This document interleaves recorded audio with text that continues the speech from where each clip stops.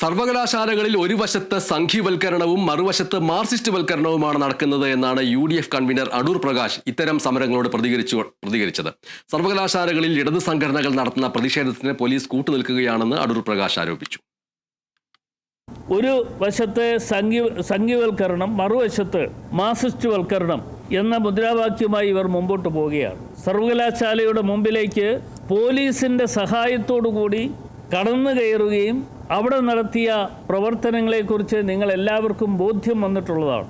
ആ ബോധ്യം വന്നു എന്ന് പറയുമ്പോൾ ഈ കുറ്റക്കാർക്കെതിരെ യാതൊരു നടപടിയും സ്വീകരിക്കാൻ തയ്യാറാകാതെ നിൽക്കുന്ന പോലീസ് ഉദ്യോഗസ്ഥന്മാർ, ഈ പോലീസ് ഉദ്യോഗസ്ഥന്മാരുടെ സഹായത്തോടു കൂടിയാണ് ഇവരുടെ ഈ പ്രവർത്തനങ്ങളൊക്കെ അവിടെ നടത്തിക്കൊണ്ടിരിക്കുന്നത്. ഇതിൻ്റെ പ്രധാനപ്പെട്ട കാരണം ഞങ്ങൾ കണ്ടെത്തിയിട്ടുള്ളത്, ആരോഗ്യ രംഗത്തെ തകർച്ചയെക്കുറിച്ച് ഞങ്ങൾ പുറത്തു പറഞ്ഞപ്പോൾ അതിന് കിട്ടിയ ഒരു സ്വീകാര്യത മറച്ചു വെക്കുന്നതിന് വേണ്ടിയും അത് തകർക്കുന്നതിന് വേണ്ടിയുമാണ് വിദ്യാഭ്യാസ മേഖലയിലേക്ക് SFI എന്ന് പറയുന്ന സംഘടനയും അതുപോലെ തന്നെ DYFIയും കടന്നുകയറ്റം നടത്തിക്കൊണ്ടിരിക്കുന്നത്.